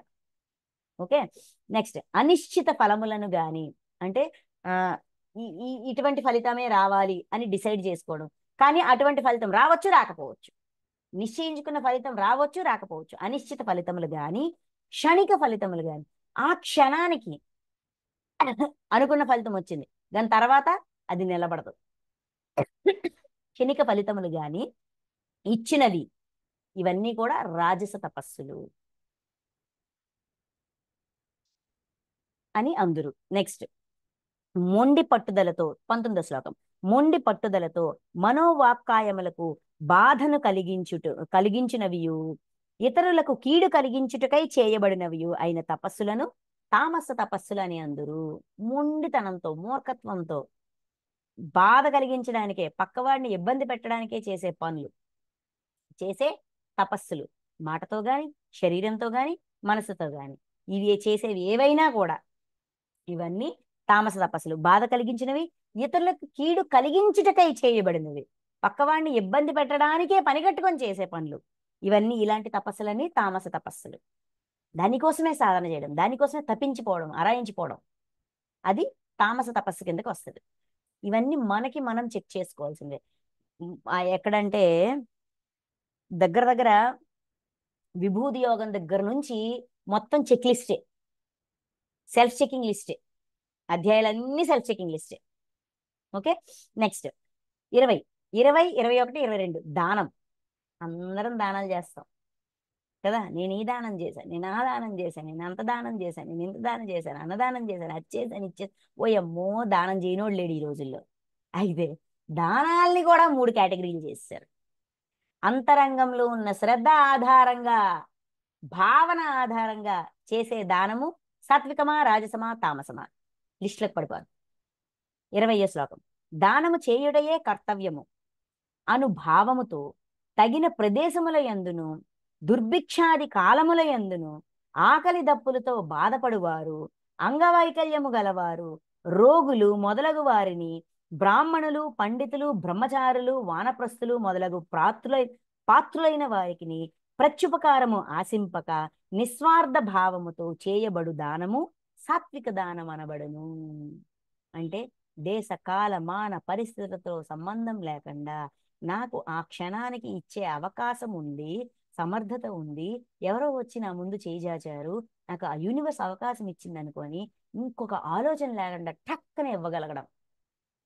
మొత్తం దానం చేయుటయే కర్తవ్యము అనే భావనతో, ఇది నా బాధ్యత అబ్బా, ఇది నా కర్తవ్యం, నా దగ్గర ఉంది, నేను ఇవ్వగలను, లేనప్పుడు ఇవ్వగలనా? అటువంటి ఫీల్తో తగిన ప్రదేశముల యందును, అంటే ఇలాంటి ప్రదేశంలో ఇస్తాను, అలాంటి ఈ ప్రదేశం పనికిరాదు, ఆ ప్రదేశం పనికిరాదు అనే ఆలోచన కూడా పడేసి, అన్ని ప్రదేశాలు తగినవే. Every place is eligible. Place ముఖ్యం కాదు, ఇచ్చే ఆలోచన ముఖ్యం, ఇవ్వాలనుకునే స్వభావం ముఖ్యం. దుర్భిక్షాది కాలముల యందును, కష్టకాలాల్లోన, అంటే పక్కవాడికి కష్టం వస్తేనే నేను దానం చేస్తాను కాదు, నేను కష్టాల్లో ఉన్నా కూడా ఇవ్వడానికి ఇచ్చే గుణం, దాతృత్వంని ప్రదర్శించగలుగుతున్నానా లేదా? ఆకలి దప్పులతో బాధపడువారు, మనం ఆకలిలో ఉన్నాము, ఇంకెవడో వచ్చి మనకు చేజాచాడు, ఇలాగ ఎన్నో ఎంతమందో భక్తుల కథలు ఉన్నాయి, ఉన్నాయా లేదా? అటువంటి పరిస్థితుల్లో కూడా అంగవైకల్యము గలవారు, అంగవైకల్యంతో ఉన్నవారికి, లేదంటే మనము నాకే ఒక్క కాలు లేదంటే నాకు ఇంకోటి అడుగుతావేటి అనుకోకుండా మనకి ఉన్నా లేకపోయినా ఇవ్వడానికి సిద్ధపడడం. రోగులు మొదలగు వారికి, రోగాలతో ఉన్నవారికి, అంటే రోగిష్టికి ఇవ్వను, ఉన్నవాడికి ఇవ్వను, లేనివాడికి ఇవ్వను, వాడికి ఇవ్వను, వీడికి ఇవ్వను, వీడి అర్హుడు కాదు, వీడికి అర్హత లేదు, వాడికి అర్హత లేదని ఎదుటివాడి అర్హతని చెక్ చేసుకోకుండా నాకు ఇచ్చే స్థితి ఉందా లేదా, నేను ఇవ్వగలుగుతున్నాను, నేను ఇద్దాం అనుకున్నా ఇచ్చాను అబ్బా, మరి ఇంకో క్వశ్చన్ లేదు అనుకుంటూ ఆ స్థితిలో, అంటే అటువంటి మైండ్ సెట్. బ్రాహ్మణులు, పండితులు, బ్రహ్మచారులు, వానప్రస్థులు అంటే ఏ ఆశ్రమం, ఆశ్రయ ధర్మాలు అంటారు కదా, ఏ ఆశ్రయంలో ఉన్నారు, ఎటువంటి స్థితిలో ఉన్నారు, ఎదుటివాడు ఏ స్థితిలో ఉన్నా కూడా ప్రతి ఒక్కరికి పాత్రులైన వారికి ప్రత్యుపకారం ఆశింపక, ఇది మెయిన్ పాయింట్. ప్రత్యుపకారము ఆశింపక, అట్నుంచి ఈ రోజు నేను ఇది ఇస్తే రేపు నాకు అది వస్తుంది అని తిరిగి ఉపకారాన్ని ఆశించకుండా, ఈరోజు వీడికి హెల్ప్ చేశాను, రేపు నాకు అవసరమైనప్పుడు వీడు నాకు హెల్ప్ చేస్తాడు అని అనుకోకుండా అడిగాడు, ఇచ్చేసా. నిస్వార్థ భావముతో, స్వార్థం లేకుండా చేయబడు దానము సాత్విక దానం అనబడును. అంటే మనం చేసే దానంలో ఈ క్వాలిటీస్ అన్ని ఉంటే మన దానం సాత్విక దానం. నెక్స్ట్ 21. కానీ ప్రత్యుపకారం ఆశించి గాని, ప్రతిఫలాపేక్షతో గాని, వివిధములకు ఒత్తిడులకు లోనై గాని బాధపడుచు విధి లేక ఇచ్చు దానము రాజస దానము. ఇంకో ఆప్షన్ లేదయ్యా, సచ్చినట్టు ఇచ్చి తీరాలి, నాకు కుదరదు, ఇవ్వాల్సిందే అని ఇష్టం లేకుండా ఫలితాన్ని ఆశిస్తూ ఆ ప్రత్యుపకారాన్ని తిరిగి హెల్ప్ చెయ్యాలి అనే కండిషన్తో ఇచ్చే దానము రాజస దానము. ఇలాగా ఇటువంటి దానాలు ఇచ్చే వాళ్ళు చాలా మంది ఉన్నారు. మహాభారతం నుంచి ఎగ్జాంపుల్ తీస్తే దుర్యోధనుడు. ఇప్పుడు ఈరోజు కర్ణుడికి నేను పదవి ఇచ్చానంటే రేపు పొద్దున్న వాడి సమర్థత అంతా నా కోసమే వినియోగిస్తాడు. ఆ ఆ ఏంటిది అంగరాజు అనే పోస్ట్ ఎందుకు ఇచ్చారు? ఆయన జాతి పేరు పెట్టి ఆయన్ని హ్యూమిలియేట్ చేస్తుంటారు. ఆయన ఈగోని సమాజం హట్ చేస్తుంది, ఆ ఈగోని ఈయన సాటిస్ఫై చేస్తారు. ఎందుకు? వాడి జీవితాంతం దాసోహమై ఉంటారు. ఫలితాన్ని ఆశించి, ప్రత్యుపకారాన్ని ఆశించి, విధి లేక చేసే దానము రాజస దానం. నెక్స్ట్ 22, సద్భావము లేకుండా, సద్భావం మంచి భావనే లేదు, దానము పుచ్చుకుని వారి యెడల గౌరవ మర్యాదలకు చూపించక. కొన్నిసార్లు రోడ్డు మీద ఎవరైనా అడిగితే మనం కసిరేస్తుంటాం, అరుస్తుంటాం, ఏ బుద్ధి లేదా, పని చేసుకోలేవా, ఆ టూట్ అని. ఎదుటి వ్యక్తి మీద గౌరవం ఉంటుందా మనకి ఇచ్చేటప్పుడు? అది తామస దానం. తృణీకార భావంతో చీకొడుతూ, తృణీకారం, రిజెక్ట్ చేస్తూ, చీకొడుతూ, అయోగ్యులకును అపాత్రులకును చేయబడు దానం. అయోగ్యుడు అపాత్రుడు అంటే ఏంటి? ఉన్నవాడికే ఇస్తుంటాం, వాళ్ళకి ఇవ్వాల్సిన అవసరం లేదు, వాళ్ళకి అంటే వాళ్ళకి అన్నీ ఉన్నాయి, అటువంటి వాళ్ళకి ఇస్తాం. అక్కడ ఆ యోగ్యత అందుకునే అవసరం అవతల వాళ్ళకి లేదు, కానీ మనం ఇస్తాం. దానం చేయబడు దానము దేశ కాలోచితము కాని దానము. దేశానికి కానీ కాలానికి కానీ సంబంధం లేనిది, అంటే పరిస్థితులకి విపరీతంగా ఉండే దానం తామస దానం అని అందరూ. అంటే ఎండాకాలంలోన హాట్ టీ దానం చేసినట్టే, ఎండాకాలంలోన చల్లని మజ్జిగ పనికి వస్తుంది, వేడి టీ ఇస్తారు. అలాగా అంటే రివర్స్ అన్నమాట, ప్రతిదీ విపరీతంగా చేసేది. ఇవి తామస దానం కిందకి లెక్క వస్తుంది, తామస దానం అని అనబడును. ఇక్కడ వరకు 4 కేటగిరీస్: ఆహారము, యజ్ఞము, తపస్సు, దానము. మన ప్రవర్తన, మన స్వతహాగా స్పాంటేనియస్గా స్వతహాగా మనం చేసే పనుల వెనక మన గుణం ఏంటి, మన శ్రద్ధ ఏ విధంగా ఉంది, సాత్విక శ్రద్ధ, రాజస శ్రద్ధ, తామస శ్రద్ధ అని మన యాక్టివిటీస్, మన క్యారెక్టర్తో చెక్ చేసుకొని పోల్చుకొని మనం తెలుసుకోవచ్చు. మన అంతరంగంలోన మన ఆత్మలో ఉన్న శ్రద్ధ ఏంటి అనేది మనం స్వయంగా కనిపెట్టొచ్చు, కనిపెట్టి దాన్ని మార్చుకోవచ్చు నచ్చకపోతే. రైట్? అయితే ఇక్కడ ఒక 4 శ్లోకాల్లోన ఒక 4 పాయింట్స్ చెప్తారు, చెప్పి ఈ అధ్యాయం క్లోజ్ చేస్తారు. చూద్దాం. ఓం తత్ సత్ అని ఈ 3 విధములగు పేర్లు. అర్జునుడు ఏమడిగారండి క్వశ్చన్? శాస్త్రోక్తంగా కాకుండా భక్తి శ్రద్ధలతో చేసే పూజలు, యజ్ఞాలు సాత్వికమా, రాజసమా, తామసమా అని అడిగారు కదా. అందుకని ఈ పాయింట్ కూడా చెప్తున్నారు ఇక్కడ. ఓం తత్ సత్, ఈ 3 నామాలు, ఈ 3 పేర్లు, ఈ 3 విధములకు పేర్లు సచ్చిదానంద ఘన పరబ్రహ్మకు నిర్దేశింపబడినవి. ఆ పరమాత్మ నుండియే సృష్ట్యాది యందు బ్రాహ్మణులు, వేదములు, యజ్ఞములు ఏర్పాటు జరిగినవి. అంటే ఈ 3 పరమాత్మ యొక్క నామాలు. పరమాత్మ ఈ సృష్టిని సృష్టించినప్పుడే, అంటే ఈ సృష్టి జరిగినప్పుడే యజ్ఞాలు, వేదాలు, బ్రాహ్మణులు వీళ్ళందరూ కూడా సృష్టి ఆది నుంచే ఈ వీటితో పాటు తయారై వచ్చాయి. మానవులు, మనిషి దివ్య జ్ఞాన ప్రకాశం పొందేంత స్థితికి, అంటే పూర్ణాత్మగా ఎదిగే స్థితి వరకు తనకి కావలసినవన్నీ కూడా తన పుట్టుకతో పాటే సృష్టించి అందించబడ్డాయి. ఈ విషయం అంతకు ముందు కూడా చెప్తారు. బ్రహ్మ సృష్టి ఆది యందు మనుషులతో పాటు యజ్ఞాల్ని కూడా సృష్టించారని చెప్తారు. రైట్? అదే పాయింట్ ఇక్కడ చెప్తున్నారు. ఇవి పరమాత్మ యొక్క నామాలు. ఓము తత్తు సత్తు, ఈ 3 పరమాత్మ యొక్క నామాలు.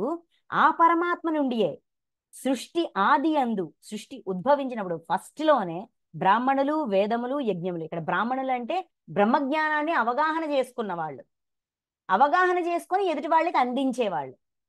ఒకప్పుడు బ్రాహ్మణులు అంటే అర్థం అదే, ఎప్పటికీ అర్థం అదే, కాకపోతే మనకు వేరేగా అర్థమవుతుంది అంతే.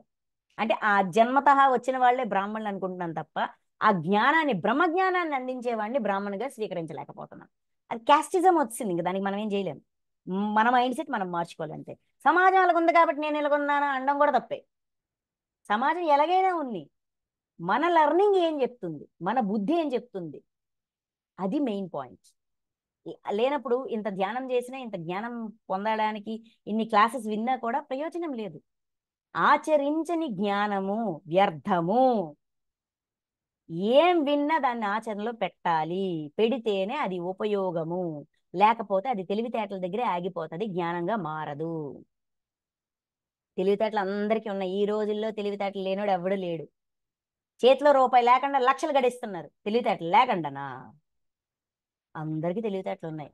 జ్ఞానం ఉందా లేదా అది చూసుకోవాలి. నేను నాది అనేది విడిచిపెడితేనే జ్ఞానం అవుతుంది. నేను నాది ఉంది తెలివితేటలు, నేను నాది లేనిది జ్ఞానం. సమభావంతో ఉన్నది జ్ఞానం. సమభావాన్ని వదిలేసింది తన పర అనే భేదం చూపించేది తెలివితేటలు. Simple difference. నెక్స్ట్ కనుక వేద మంత్రములను పఠించువారు శాస్త్ర విహితములైన యజ్ఞ దాన తపశ్చర్యలను సర్వదా ఓం అను పరమాత్మ నామమును ఉచ్చరించుచూనే ప్రారంభింతురు. వేద మంత్రాలు పఠించేటప్పుడు, శాస్త్ర విహితమైన అంటే ధర్మబద్ధమైన యజ్ఞాలు చేసేటప్పుడు ఓం అని తెలిసి తెలియక పరమాత్మ నామంతోనే మనం ఉచ్చరిస్తాము, స్టార్ట్ చేస్తాము. అంటే ఆ పరమాత్మతో మనకి విడదీయలేని బంధము స్వతహాగానే ఏర్పడింది. ఆ ట్రైనింగ్ మనకి ఎప్పటి నుంచో ఇచ్చారు. పరమాత్మ నామను ఉచ్చరిస్తూనే ప్రారంభిస్తారు. నెక్స్ట్ మోక్షకాంక్ష గలవారు స్వలాభాపేక్ష లేస మాత్రమైనను లేకుండా లోకహితార్థమై యజ్ఞ దాన తపశ్చర్యలను ఇది అంతయును పరమాత్మదే అను భావంతో తత్ అను నామమును ఉచ్చరించుచు చేయుదురు. అంటే తత్ అనే నామాన్ని ఉచ్చరించేటప్పుడు వాళ్ళ హృదయంలో ఉన్న భావన ఏంటి? ఇదంతా పరమాత్మదే. పరమాత్మ నన్ను నేను తెలుసుకోవడానికి, నేను జ్ఞానవంతుడిని అవ్వడానికి, నేను దివ్యజ్ఞాన ప్రకాశవంతుడిని అవ్వడానికి, నేను ఒక దేవాత్మని అవ్వడానికి, దివ్యత్వాన్ని సంతరించుకోవడానికి, నేర్చుకోవడానికి నాకు పరమాత్మ ఇంత సృష్టి ఇన్ని రకాల అందించారు. ఏమంటారు? బాడీ కావాలా తీసుకో, ఇంద్రియాలు కావాలా తీసుకో, ఏంటిది జన్మ కావాలా తీసుకో, ఎలాంటి రిలేషన్స్ కావాలా తీసుకో, ఎలాంటి ఫ్యామిలీ కావాలా తీసుకో, ఎంత సమయం కావాలంటే అంత సమయం తీసుకో, ఎన్ని ఏళ్ళైనా, ఒక జన్మకి ఇన్ని ఏళ్ళు, ఇన్ని జన్మలకి ఇన్ని ఏళ్ళు, take it take it take it everything. ఏం కావాలంటే అది అందిస్తారు. క్షేత్రంలో ఉన్నవన్నీ బుద్ధి అహంకారం ఇవన్నీ కూడా అందిస్తారు కదా. అన్నీ అందిస్తారు. మోక్షం ఇవ్వయ్యా అంటే నువ్వు సంపాదించాడు. ఇవన్నీ ఎందుకు ఇచ్చాను? నువ్వు సంపాదించుకో. అది నేను ఇవ్వలేను, ఎవరికాడు సంపాదించాల్సిందే. ఆయన ఇవ్వగలిగినవన్నీ ఆయన ఇస్తూ దానికి ఆ మోక్షాన్ని సంపాదించడానికి కావలసిన మార్గదర్శకత్వం కూడా ఇస్తూ ఉంటారు. తత్ అనే నామాన్ని ఉచ్చరించేటప్పుడు వాళ్ళ భావన ఏంటయ్యా అంటే యజ్ఞ దాన తపశ్చర్యలను, యజ్ఞం చెయ్యు, దానం చెయ్యు, తపస్సు చెయ్యు, ఏం చెయ్యు, తత్ ఓం తత్ సత్ అనే ఈ 3 పదాలు వాడతాం. అంటే ఇదంతా పరమాత్మదే, ఇది అంతయు పరమాత్మదే అనే భావనతో తత్ అనే పదం. అంటే తత్ అనే పదం విన్నప్పుడు మన ఎరుకలోకి ఏం రావాలంటే నేనేదో చేసేస్తున్నాను, నాదేదో ఇచ్చేస్తున్నాను కాదు, ఇది పరమాత్మది. పరమాత్మ ఇంకోళ్ళకి ఇమ్మన్నారు, నన్ను మధ్యవర్తిగా ఉంచారు, నా పని నేను చేస్తాను. అంత సింప్లిసిటీ ఉన్నప్పుడు నేను నాది దాటగలం, అండ్ దాటడం చాలా ఈజీ అవుతుంది. ఇంకా ఓ పార్థ, సత్ అను పరమాత్మ నామము సత్య భావమునందును శ్రేష్ఠ భావమునందును అనగా పరమాత్ముడు నిచుడు శ్రేష్ఠుడు అను భావమునందును ప్రయోగింపబడుచుండును. ఉత్తమ కర్మాచరణమునందు సత్ అను శబ్దము ప్రయుక్తమగుచుండును. సత్ అంటే ఈ సృష్టి యావత్తు శాశ్వతమైనది, పరమాత్మ శాశ్వతమైన వాళ్ళు, శ్రేష్టమైన వాళ్ళు. ఆ స్థితికి నేను ఎదగాలి, అందుకు నాకు ఇంత అన్కండిషనల్ గా ఏమడిగితే అది అందించబడింది, మార్గదర్శకత్వంతో సహా. తప్పు చేస్తే సహిస్తున్నారు, హింస పెడితే సహిస్తున్నారు, భరిస్తున్నారు. ఏ రోజుకైనా సరే వీడు తెలుసుకుంటాడు, నేర్చుకుంటాడు అని అంగీకరిస్తున్నారు. ద్రష్టగా ఉండి గమనిస్తూ ఎప్పుడు ఏ సిచ్యువేషన్లో ఏం కోరుకుంటే అది అందిస్తూ ఇంతగా నన్ను గైడ్ చేస్తున్నారు అనే భావన, అనే ఎరుకతో సత్ అనే పదాన్ని వినియోగిస్తారు. ఇది పరమాత్మ తత్వానికి ఈ 3 పదాలు పరమాత్మ తత్వాన్ని మనకి నిరంతరం గుర్తు చేసే పదాలు. మన అవేర్నెస్ లో మనం ఉండడానికి, దైవం యొక్క అవేర్నెస్ అంటే దైవం పట్ల విశ్వాసం పెంచుకోవడానికి, ఆ విశ్వాసంతో మనల్ని మనం ఉద్ధరించుకోవడానికి ఈ 3 నామాలు ఓం తత్ సత్ అనే పదాలు ఉపయోగపడతాయి అని చెప్తూ యజ్ఞదాన 27 శ్లోకం. యజ్ఞదాన తప క్రియల యందలి నిష్ఠ ఆస్తిక భావము సత్ అని అందరూ పరమాత్మను ఉద్దేశించి చేయబడు నిశ్చయాత్మక కర్మలయందు కూడా సత్ అని అందరూ. అంటే ఎదుటివాడు పరమాత్మ స్వరూపమే, అందరూ దైవ స్వరూపాలే, అందరూ దైవంగా మారడానికి వచ్చిన వాళ్ళే. నా సా నా నా నా ప్రయాణంలో నేనున్నాను, వాడి ప్రయాణంలో వాడున్నాడు, పరస్పరం ఒకరికొకరు సహాయ సహకారాలు చేసుకుంటూ కలిసి ఎదగొచ్చు అనే భావనతో చేసేది కూడా సత్.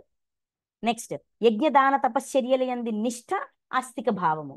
ఏ పని చేసినా కూడా అందులో నిష్ఠ, శ్రద్ధ, చెయ్యాలనే ఇంట్రెస్ట్తో, ఇష్టంతో చేసేది కూడా సత్ అని అందరూ. ఆ భావన కూడా సత్తే అని చెప్తూ, ఓ అర్జున, శ్రద్ధ అంటే విశ్వాసము లేకుండా చేయబడు హోమము, ఇయ్యబడు దానము, ఆచరింపబడు తపస్సు, ఇంకనూ జరుపబడు ఇతర శుభకర్మలన్నీను అసత్ అని చెప్పబడును.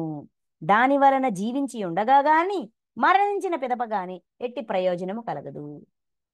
శ్రద్ధ లేకుండా అంటే ఇష్టం లేకుండా బలవంతంగా బలవర్ధకంగా చేసే ఏ పని కూడా ఆ సత్ అని అనబడను.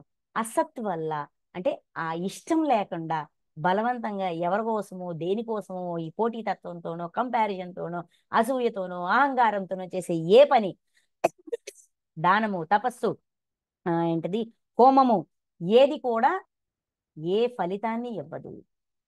జీవించి ఉండగా గాని మరణించిన తర్వాత గాని ఎట్టి ప్రయోజనము లేదు, ఏ లాభము పొందలేము.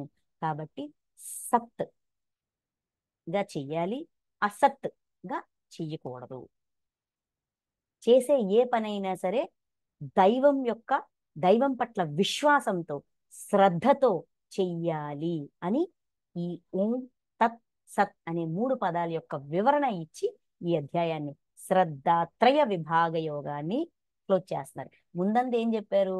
సాత్విక శ్రద్ధ, తామస శ్రద్ధ, రాజస శ్రద్ధ, ఆహారానికి సంబంధించి, తపస్సుకు సంబంధించి, దానానికి సంబంధించి, యజ్ఞానికి సంబంధించి ఎక్స్ప్లెయిన్ చేసి ఓం తత్ సత్ అని చెప్పి అసత్, శ్రద్ధ లేకుండా చేయబడు హోమము, ఇయ్యబడు దానము, ఆచరించబడు తపస్సు, ఇంకనూ జరపబడు ఇతర శుభకర్మలన్నీ కూడా అసత్. ఇష్టం లేకుండా బలవంతంగా కాదు, అర్థం చేసుకొని ఇష్టపూర్వకంగా ఒక ఇంటెన్షన్తో ఒక సరదాతో చేస్తేనే అది ఏమైనా మనలోన ఆ జ్ఞానాన్ని, ఆ ఎన్లైటన్మెంట్ ని తీసుకురావడానికి హెల్ప్ చేస్తుంది అని చెప్తూ ఈ అధ్యాయాన్ని క్లోజ్ చేస్తాను. Thank you masters, thank you so much.